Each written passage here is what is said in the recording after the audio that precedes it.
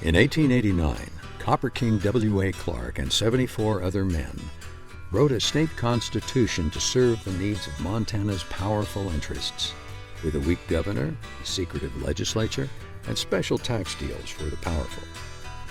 After 60 years under the copper collar, Montana was declared the nearest thing to a colony of any American state.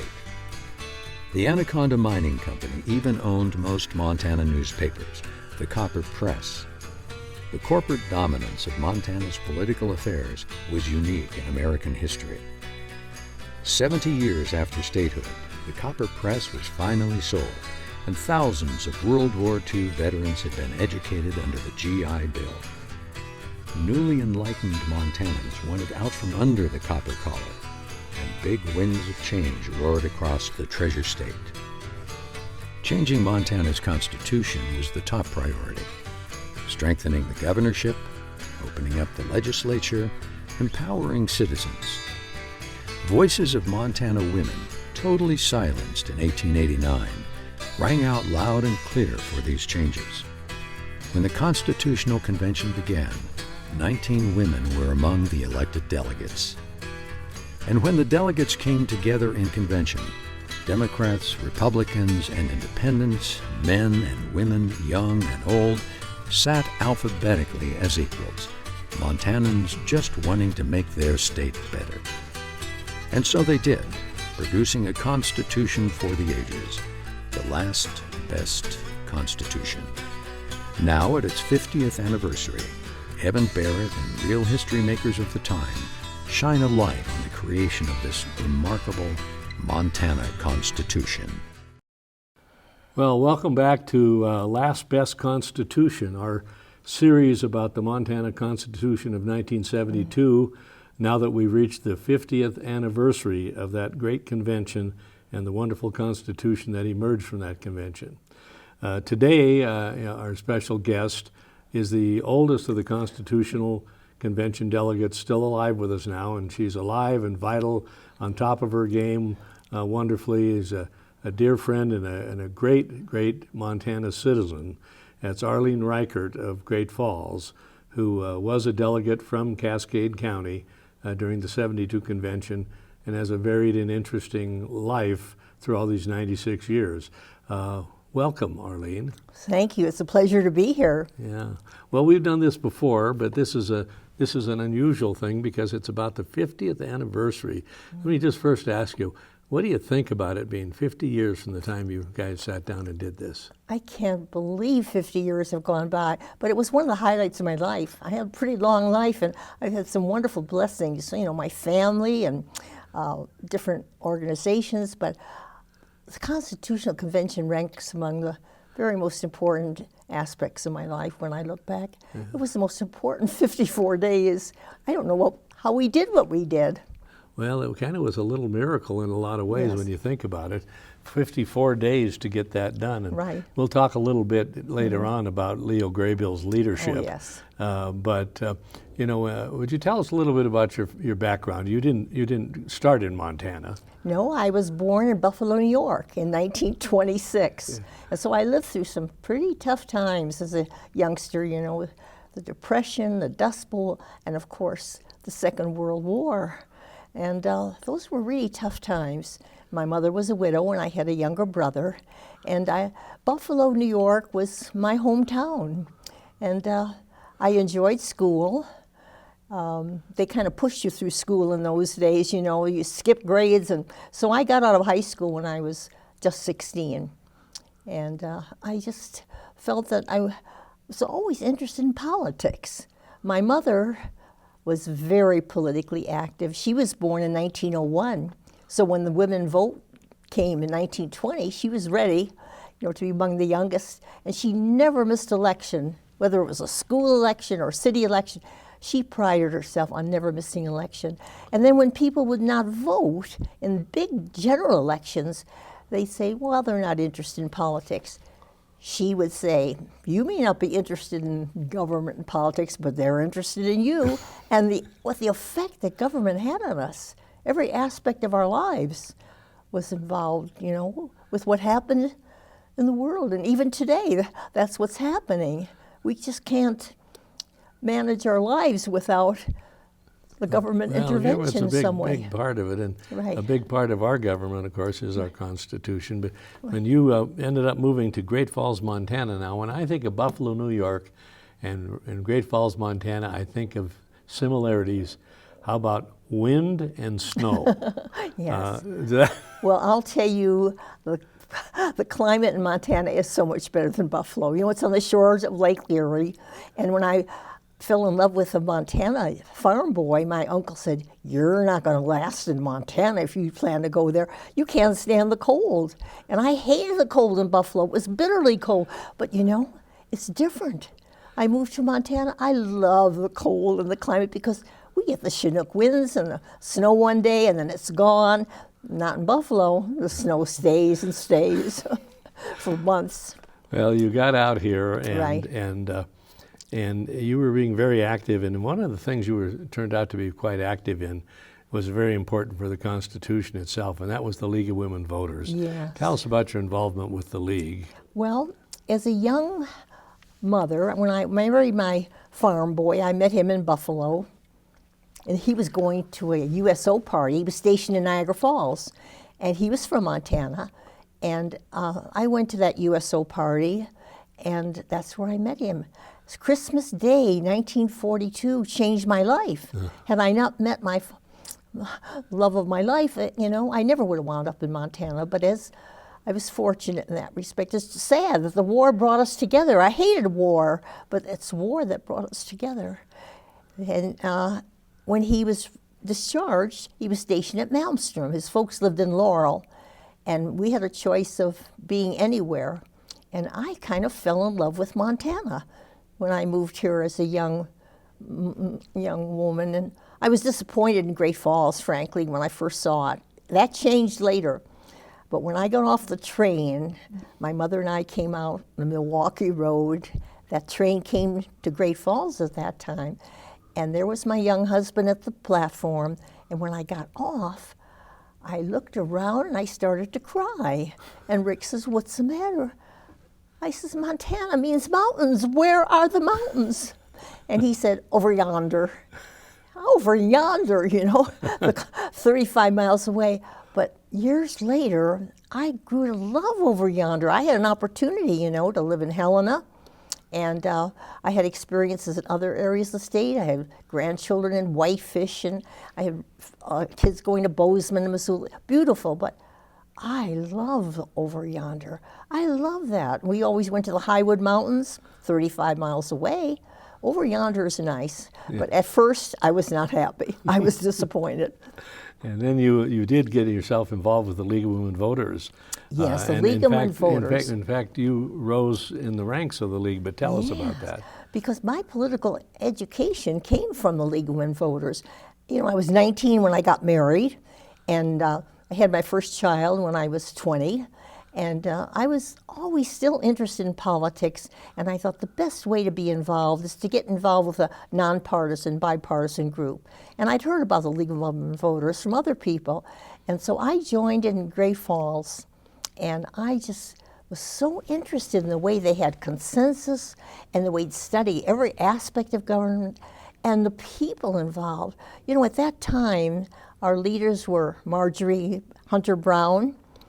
Most people know Marjorie. She was responsible for the Constitution, too, in a big respect. Virginia Griffin, she was the state president. Lucille Spear was a state secretary. Well, I moved through the ranks. I was on the local board, and I was editor of the Quote and the little paper. I made a big typo once, but I don't want to talk about that. It's embarrassing. It's very embarrassing. But I moved from the local league to the state league, and Lucille Spear, who was the oldest Constitutional Convention delegate, trained me to be state secretary, and I just really enjoyed that. And what I enjoyed about the league is we'd go to the legislature and lobby, and at that time, it was kind of unheard of. Here are these women going to the legislature, and the legislators, a lot of them were not very happy with us because we asked questions. Why is it? We're here for learning about a bill, and we can listen, and then when it comes time for the vote, they say, sorry, executive session, and we'd be ushered out of the committee room, standing in the hallway. Even the journalists were ushered out. Nobody was allowed in except the legislators, and they voted secretly. So we didn't know how they voted. They talked big during the committee. And there's something wrong with that picture. There were a lot of things wrong with the Constitution as it was. And so Marjorie Brown and others said, you know, the only way to change this is to change the Constitution. And that's actually, I think the League of Women Voters was very instrumental in getting the legislators interested and subsequently the commissions. But we played a leadership role because we were there and we could see what was happening. Secret, everything secret. Well, that certainly whetted your appetite for getting to doing something for changing the way the legislature. Right. And then almost as if magically, you were on the legislative committee of the CONCON and you'd have a direct role in that. And we'll talk more about that. But tell me about you were, I thought you were going to be the president of the League of Women Voters statewide. Is that correct? You know, that was a sad part of my life because my husband, who was a captain of the fire department, developed cancer. And the prognosis was poor. We were told it was terminal. And he was so young. He was 48. But we knew that, you know, it was inevitable that he wasn't going to live very long. We had 5 children. At that time, the 2 oldest were in college. The middle one was ready. He was 15, and the 2 younger ones, 8 and 10. And Rick says, you're going to have to go to work, hon, because at that time, a fireman's pension was half of what the fireman earned at that time. As a fire captain in 1967, he earned $6,000 a year. So I would get $3,000 a year, 5 children. And so he said, you're going to have to go to work. And that was a rude awakening, but I knew that was necessary. And we found a want ad that made us both very happy. Rick, my husband, says, this is meant for you, Arlyne. It would incorporate my skills learned in the League of Women Voters and being active in other groups. It was for a liaison person between the Chamber of Commerce and the Malmstrom Air Force Base. And I had a lot of friends at the base, and I knew a lot of people in town, and I had the skills to be able to work in that area. And so I worked diligently on an application. My husband and I prepared it, Rick and I went to the chamber office to present my application. And the secretary said, can't take it, Arlyne. I said, why not, Tess? What was wrong? She said, remember, this was 1967. This was before the Equal Opportunity Act. She says, Arlyne, don't you think if a woman could have that job as liaison person, it paid $6,000 a year, which is as much as my husband was making as captain. She said, don't you think I would have that job? I'm running this place. You know, she says, I can't apply. A woman can't have this job. They won't even look at your application. So I went home crying, and my husband and I were very sad. They said, but it was fate. Somebody up there was watching over me, because at that time, my oldest daughter was a Cancer Society student at McLaughlin Research Institute, studied immunology, is what they did there, genetics and immunology. And she came home from work and said, Mother, they need an executive secretary. This job would be perfect for you. I said, I don't know anything about the histocompatibility system of the mouse. She said, but you had nurses training. And I did have nurses training. And that's another story. I couldn't be accepted for nurses training because the rules then, when I moved here, I went to the nursing school and I said, I want to continue my nurses training. I had received a scholarship, the University of Buffalo. They said, we can't accept you because I was married. It's unheard of now, but teachers couldn't, you know, once you're married, and a lot of my friends subsequently, I found out they were married secretly. So they could get into nursing school. So I couldn't get into nursing school, which turned out to be fine because instead I started having babies. My daughter was born on our first anniversary. But as far as this business with the Chamber of Commerce, I was just shattered. But I took the job at McLaughlin Research Institute. And when my husband was still alive, it was the last year of his life, in '67. And I started out in the office as executive secretary. but they needed someone for Transplantation Journal. Dr. Eichwald, who was heading that group, and Dr. Stimfling, Dr. Eichwald was a chairman of the Transplantation Group. The Transplantation Journal was published. He was the editor, and I was a technical editor. So that's one of the things I learned. You know, somebody up there was watching me, and I lasted at that job for 25 years and wound up as assistant director. But once again, if I had taken the chamber job, I might have made a lot more money. I'm sure I would have, but it wouldn't have been as fulfilling. So anyhow, that's where I was when my husband died.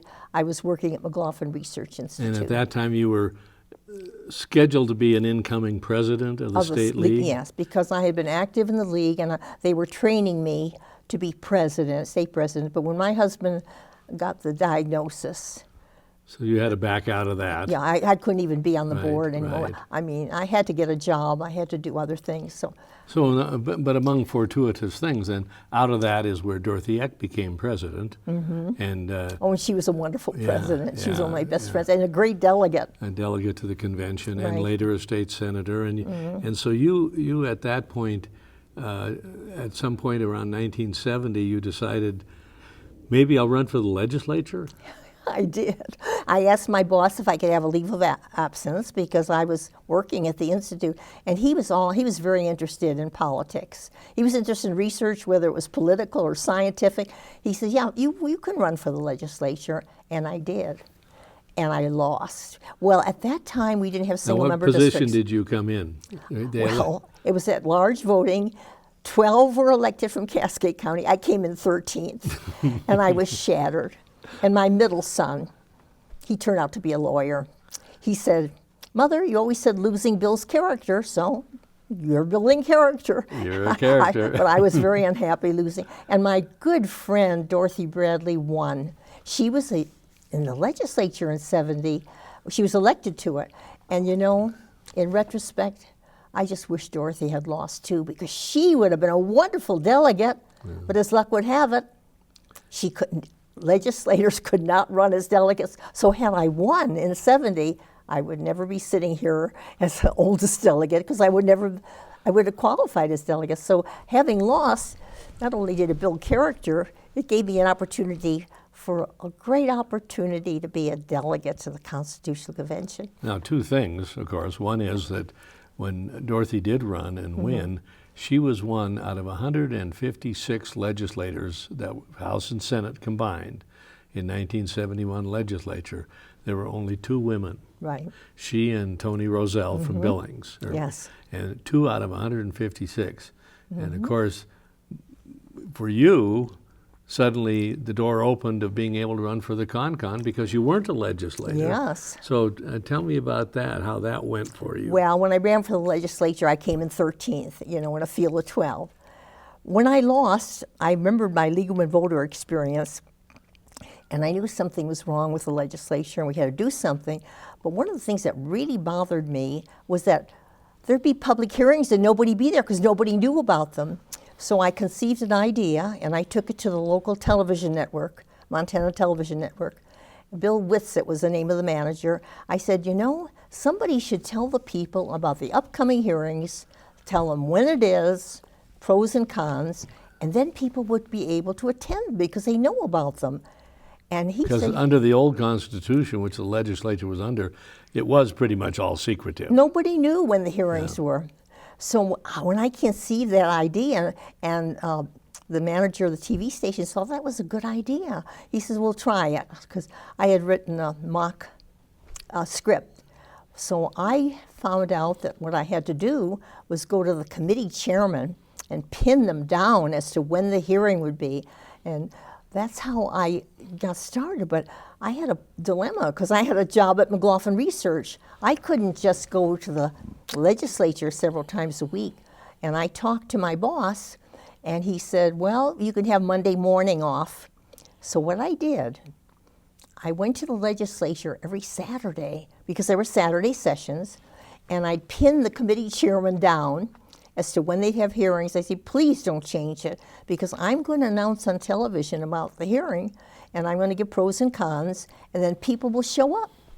And they were wonderful. I can't believe how cooperative those chairmen were, because if they had reneged, it wouldn't have worked. But I'd pin them down on the hearing date, then I'd drive home, and on Sunday I'd write my script.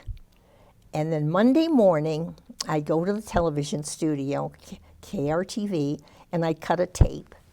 5 tapes, one for each day of the week, about a different hearing.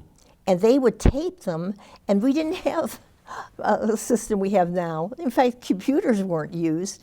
So what they do is they make copies of the tapes, and somebody by bus would take one tape to Butte and one to Billings and one to Missoula. And so my talks about the upcoming hearings, it was shown all over the state on Montana Television Network on the individual MTN stations. But of course, that included being seen on television in Great Falls. Yes. Did that serve your interest well when you ran for the ConCon? Yeah, oh, it served my interest very well. But there's kind of a funny story with my TV tapes you might be interested in. You know, I worked so hard on those scripts, substantive issues, you know, pros and cons. I worked hours, and people a lot of times would be looking at my hair. They hated my, you know, I think women have that problem even today at TV. They didn't like my Queenie hairdo. And some people have other criticisms, but I was so dedicated to writing a substantive script. But one day, you know, I was still working at McLaughlin Research, and the only time I took off was that Monday morning to cut those tapes. I'd cut 5 different tapes on a Monday morning. And the janitor, who was a good friend of mine, one of them, stopped me in the hall, and he said, "Arlyne, you do a great job on that program, but I have a little constructive criticism." And I said, "What's that?" He said, "Well," he says, "you wear that same darn outfit all week long. You really ought to change your clothes. You'd be a natural," he said, "for a deodorant commercial." I was mortified. He didn't know you were shooting them all at once. Huh? I was mortified. But I told the station manager, I said, "This is a problem. You know, I do it all on Monday morning, but you show it every day in the week, and I never change my clothes." He says, "So just bring a different blouse. You know, bring different blouses. And in between segments, you can change your blouse." You know, but in any case, it was popular, except to me, people were more concerned a lot of times with the way women looked. You know, but I don't know if that is still true today.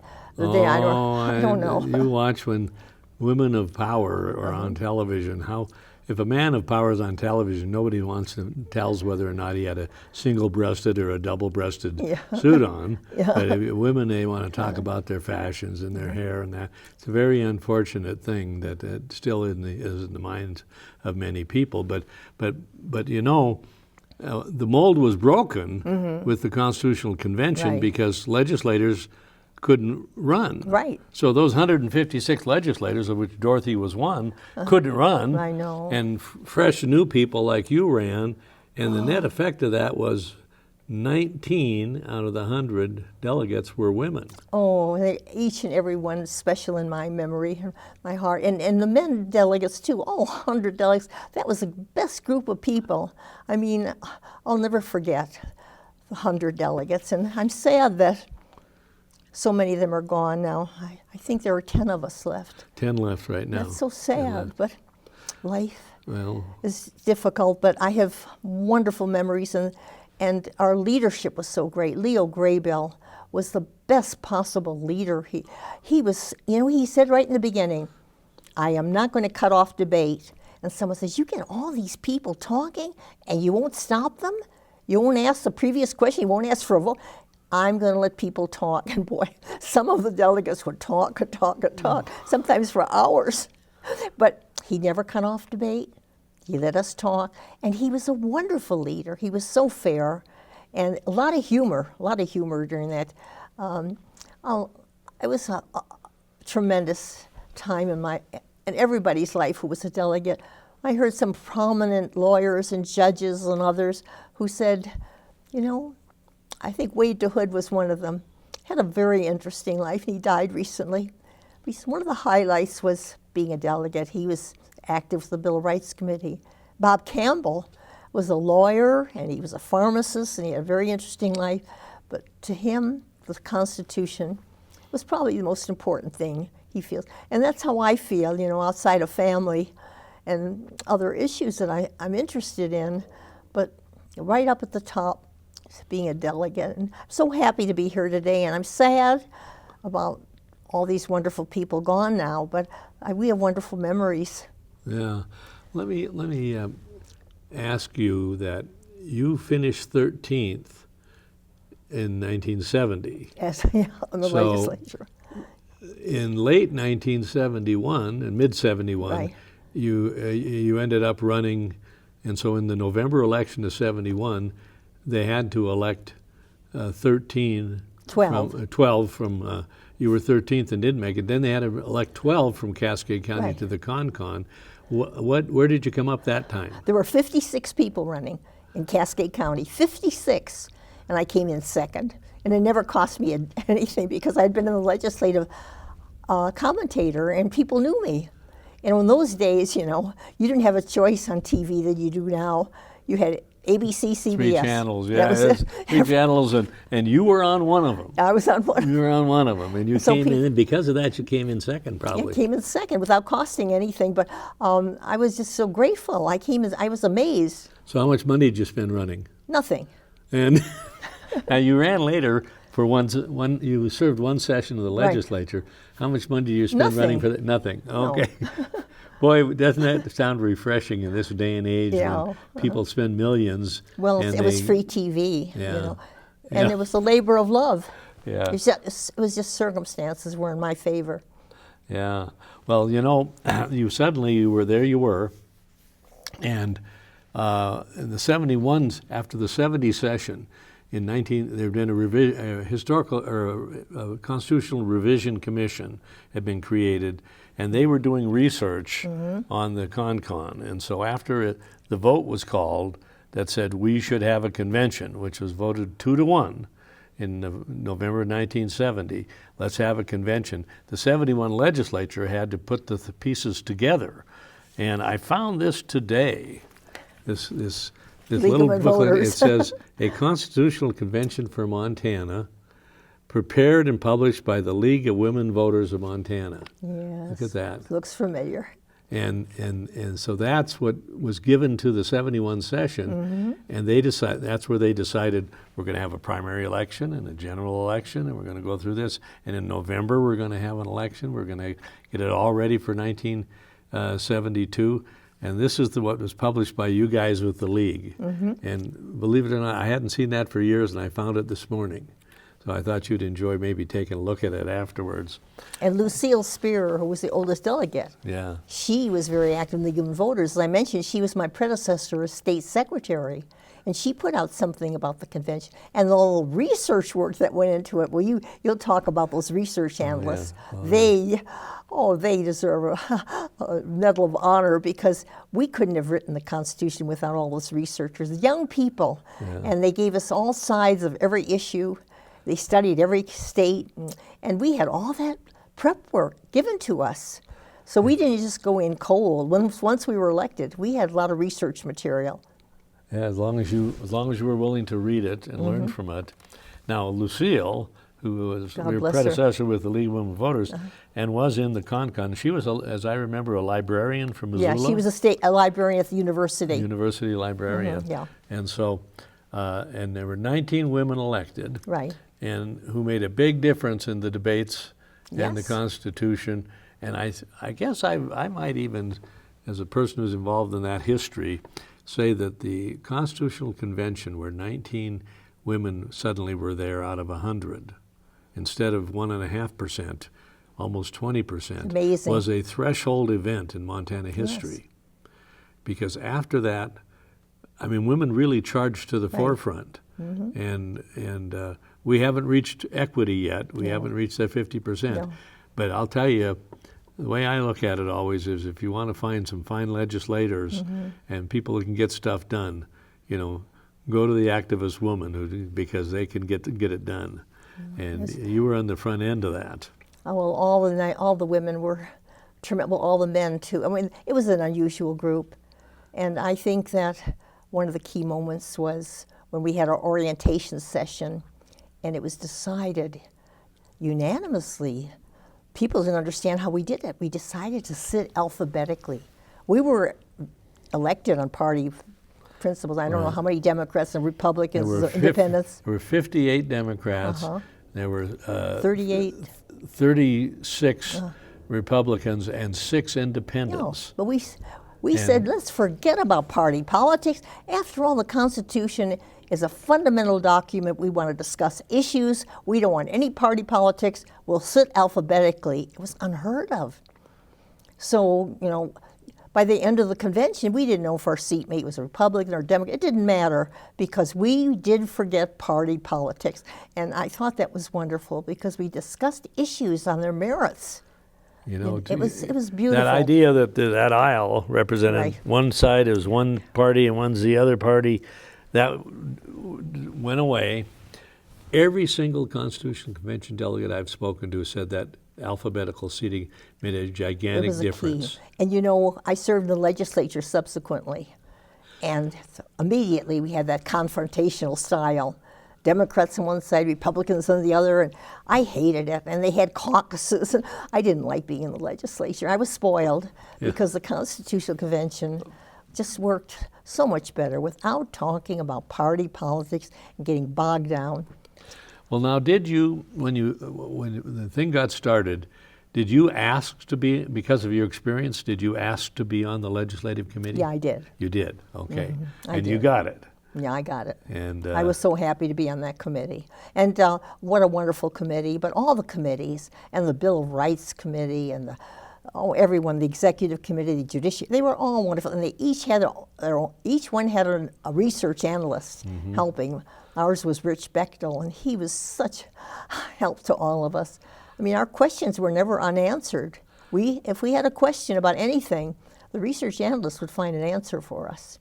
Well, when you walked in the door to your organizing session in late November, that's where you selected Leo Graybill to be president. Oh, that was great. And at that point, when you walked in the door, you were, and once you were appointed to the committee, maybe a couple of weeks after, you were handed a book that Rich Bechtel wrote. Yes.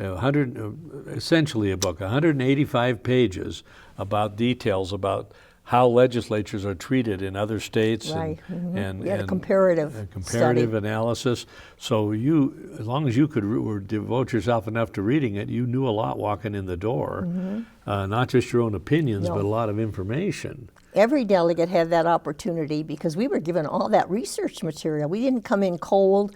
Sure, we were novices. Most of us were not involved in any form of government, but we knew in our own committees what the subject was. And what the answers were, and the fact that we said alphabetically, and everybody was civil. You know, you could disagree without being disagreeable, and that's kind of hard to do these days. Well, the leadership set the tone, but you also had a bunch, mostly non-politicians in there. Now, while legislators couldn't run, former legislators could. Yeah. And there were a handful of them that were former legislators. But it looks like they kind of fell into the scheme of things here and did really well as well. Well, on the legislative committee, now we're going to talk a little bit about the overall stuff, and then we'll get to your favorite subject, the unicameral. But when you talked about when you were, all the committee hearings that you wanted to go to when you were reporting on the legislature, they were all secretive. Right. I mean, the executive sessions.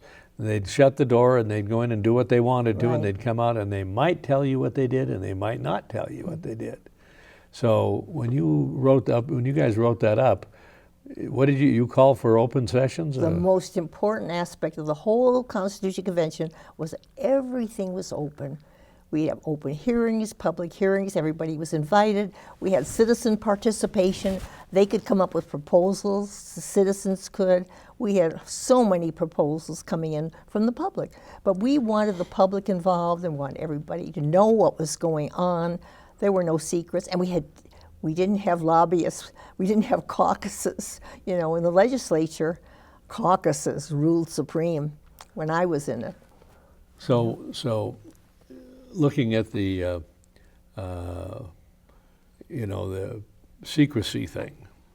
Well, let's talk about the lobbyist thing.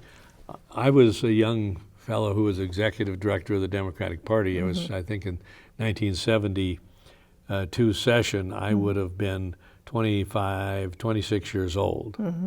And so I went up to the CONCON and said, I'm here to talk to you. And I was pretty much told, why don't you go back home? Because you're political, and we were trying not to be too political, partisan, and we're not interested in lobbyists, so check with us once in a while. So I walked away. So that did work, and you had a lot more freedom. And I believe you guys in the CONCON, way before it was ever a statute, which now it's required by law, but back then it wasn't required by law, but did you not require lobbyists to register as lobbyists and to report what they spent money on and how much money they spent? Right. That was unheard of. Prior to that, nobody knew. And then this thing where you yourselves in the CONCON adopted the openness. Then you turned around and you put that in the legislative article, didn't you? All the meetings had to be public? No. The public. What did you mean by that? All your legislative meetings had to be everything public. was public. Everything was open. Nothing secret. Nothing it's all secret. Public. And, all open. And what about the recorded votes? Oh yes, everything was recorded. And the second reading, and the third, everything was recorded. So we knew who voted and how they voted. And it's wonderful that I see you have the proceedings here. Yep. It's amazing. If you want to really be interested in for students of government, verbatim proceedings of the whole Constitutional Convention. Some of them are kind of amusing because some of the dialogue that went on, but great detail. And I think that the Constitutional Convention was a turning point for our state, and I just hope people appreciate it, the work and the effort that went in. And the most important thing is, I think it benefits everybody because of so many features. That 1888 Constitution, we copied Colorado's, and most of the states had that, with all the secrets and all the benefits. Well, the mining tax was one of them, net proceeds of mines. I think it was something like $2.50 an acre. Well, they actually precluded collecting any taxes on the proceeds of mining. In the old Constitution. And in fact, I think it was safe to say that the copper collar was firmly around the neck of Montana for the full 83 years that old Constitution was around. And so there was a removal of the copper collar that occurred in those books right there, and a movement from the power being invested in the larger corporations and economic interests of Montana. When that Constitution was done and proceedings were completed and it was passed, the people were empowered. The people were in the know. Right. We do have a government of, by, and for the people, after all. We did for 50 years. Yeah. But before that, it was a little bit different. And completely different. So most Montanans, by the way, just an observation, Arlyne, a friend to friend, is that if you're less than 50 years old, you don't know what it was like before we had this Constitution. So there's a taking for granted of all the wonderful openness and participation that's in the Constitution now. People think that's the way it's always been, but it wasn't. No. You guys changed the world in Montana when you did all that openness. And that right of participation that you had in there for... right to know and the right of participation. Yeah. We have so many rights. Wade DeHood pointed out recently. I think he was interviewed before he died and talked about 39 rights in the Bill of Rights, the Declaration of Rights, that are really outstanding. Other constitutions don't have all those rights. Well, Montanans are the most protected citizens in the United States. Yes. And maybe in the world in terms of the protections from governmental interference that are built into the Montana Constitution. I hope it's appreciated because it's so unique and unusual. And we worked so hard to make it that way. But the fact that we did it in 54 days, we were given enough money for 60 days, and it was unheard of. When we did it in 54 days, we had money left and we gave it back to the state. you ever hear of a governmental body giving money back to the state? No. Yeah. We gave it back because we did it in 54 days. Yeah. How did we do that? In retrospect, I think a lot of factors. Leo Graybill was one of them in his leadership role, and just the delegates themselves. We were determined. Everybody signed the document. You know, some of them weren't so happy with some parts of it. You know, but it's just amazing. And we had a social group, the Constitution Society, and we didn't care about party politics. We loved each other. And I remember one of our ultra-conservative delegates, Torrey Johnson, he was a Latin cowboy.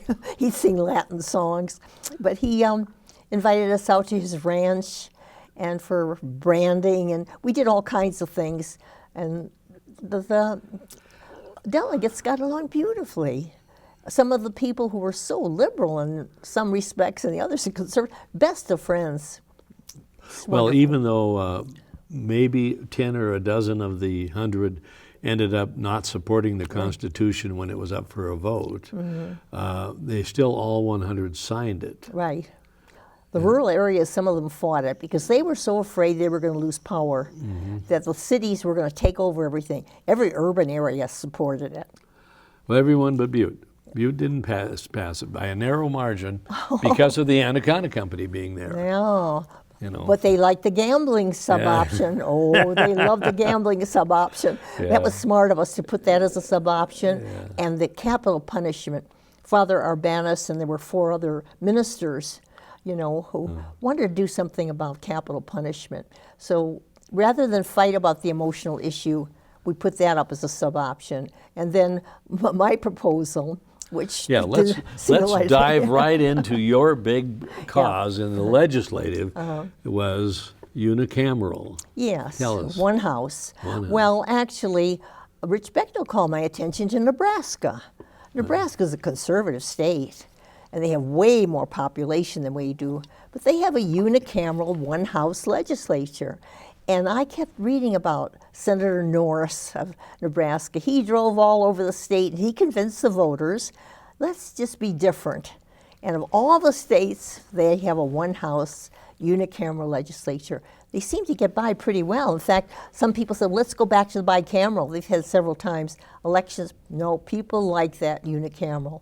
But I thought, you know, that might work in Montana. Here we are. At that time, we didn't have 1 million people. We have 150 legislators, and to me, the Constitutional Convention worked so well, and we were a unicameral Constitutional Convention. Yeah. We had the one house. We sat in the House chambers. We wrote the Constitution, and oftentimes people would say, you know, if you had a Senate down the hall like the legislature, you never would have passed that Constitution. Never. And in retrospect, I think that's right. If there'd been another body down there taking apart everything that we did. So I thought, well, I'll run for the legislature, just see what it's like. It was even worse than I thought. Yeah. But you proposed in the committee unicameral, and it was fully debated. Fully debated over and over again. And interestingly, the delegates themselves liked the unicameral idea. You know, that might work for Montana. So 60 of the delegates voted for it, and 40 against it. But I knew, too, even though I was leading the movement, that if we put that in the body of the Constitution, it was so controversial, especially among the rural areas, we could lose the whole Constitution. So I was one of those who said, let's not put it in the body. No, let's make it a sub-option like gambling and like capital punishment. So that's why we made it a sub-option. And the vote proved right. I mean, the cities all voted for it. The rural areas all voted against it.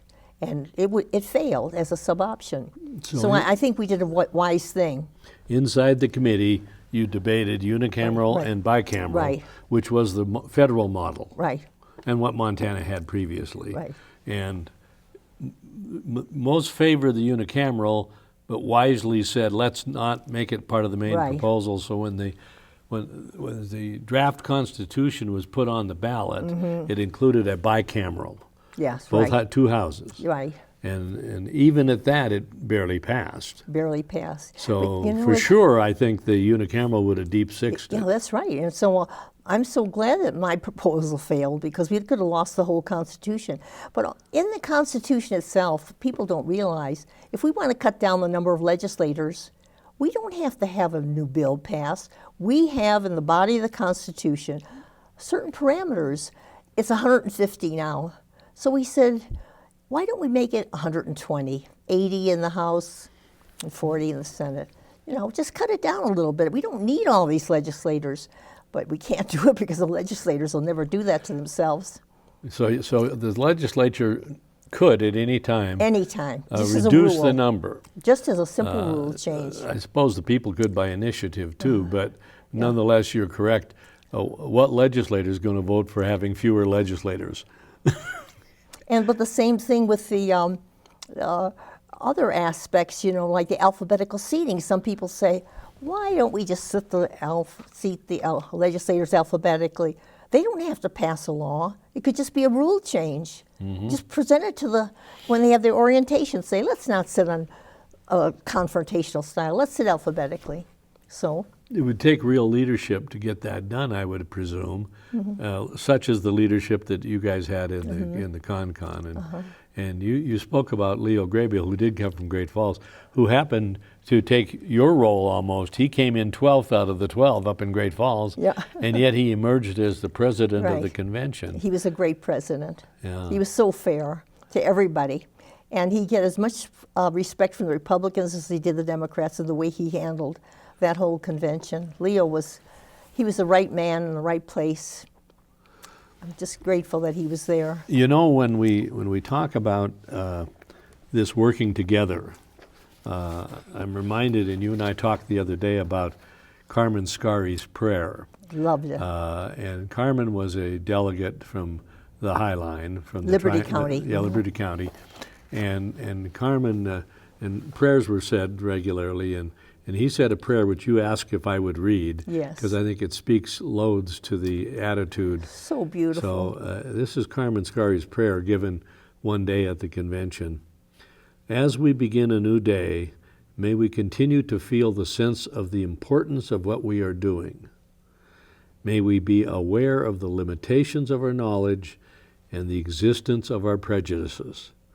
May we be tempered by this self-knowledge, but not intimidated from making the decisions that we must. May we have confidence in our ability and a proper respect for the opinions of our fellow delegates. May we not forget that we represent not only those who sent us, but those who are not yet born. For this purpose, we ask for guidance, for knowledge, for wisdom, but most of all, for tolerance and understanding. Amen. Beautiful. It was beautiful then, and it's beautiful now. It seems to me that guided you as a convention in terms of working with each other, the tolerance in your beliefs. You sat next to, tell me about the R row. Our row was a special row. Yeah, I was at one end of it, and May Nan sat next to me. May Nan Robinson, she was then. She was a young widow. She was the youngest delegate. Her husband had been killed in a plane crash. She was 24, I believe. Yeah. And I thought I was old, but I was pretty young. I was 46 years old as a widow with 5 children. And on our row, we had Miles Romney, who was so wise. And Miles was a country editor for the Western News up in Hamilton. Oh, I have so many excerpts from speeches from Miles. He was very bright. And then we had Sterling Rigg, who was an auto dealer. And we had George Rollins, who was a father of, I think, 5 girls, but he was a very philosophical man. And he was an educator from Billings, right? Yeah, from Billings.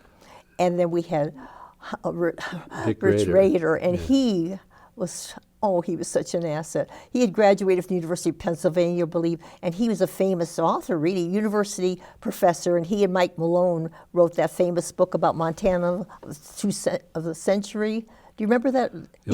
Montana, he was so bright. And so our row was notorious, and different political parties. I don't know who was what, but we were not all one party. We were scattered, but it was just such a beautiful experience to be among all those people from different backgrounds. But the whole convention was like that. Louise Cross was a remarkable lady. She was the chair of that committee, notorious. Everyone on that committee, she was the only woman on the committee, and she was the chair.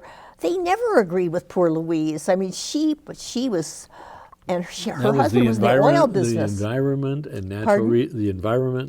Yes, environment and committee. natural resources, and try to get the clean and healthful environment. And her husband was an oil man, and she helped with the oil business, and her sons, but she was an environmentalist, for the word go, and she'd get so frustrated. And I remember she was feisty because we had special guests during the convention. And my favorite was Jeanette Rankin. She was 92 years old. But Lindbergh came, Charles Lindbergh, and he came as a guest. And during the course of the day, he decided to drop in on that committee because he was interested in the environment. And she was in the middle of something, and he knocked on the door or something, and she opened the door. He says, "I'm Charles Lindbergh." She said, "I'm sorry, we're right in the middle of something. You can sit back there." But she didn't really welcome him to talk or anything. They were busy discussing an issue on the committee, but she was feisty.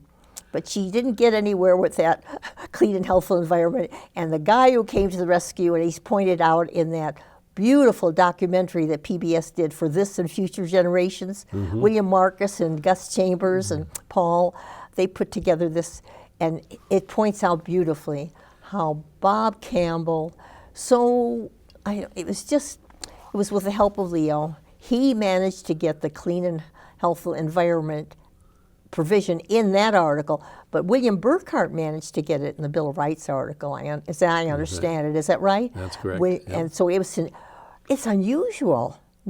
Other states don't have clean and healthful environment. We've got it in two places.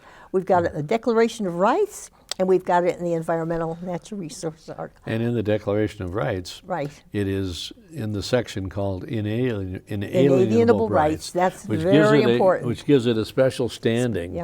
That you can't cut around the edges of that very much. We've got a lot of inalienable rights that other states don't have. People say, you're lucky in Montana. You don't have to worry about all these problems that are coming up with the Supreme Court, and your Constitution protects you. Our right of privacy, for example, yes, right the now right of privacy is paramount right now. Right, as we face Roe v. Wade issues. Oh, that's good. And that's a hornet's nest. That's a great protector for Montana women and Montana citizens. But our Constitution was great, and I remember people like George Harper. He was a minister in Helena, so philosophical. From Alabama, he still had that southern accent. And this book, do I have time to just mention it? Pick something out of that, sure, if you want. This book was put together by one of our women delegates, Grace Bates. Grace Bates, she was from Manhattan, Montana, and she loved studying history. She did all kinds of things for Gallatin County and for Manhattan, that area. And she said, I'm going to put together a book.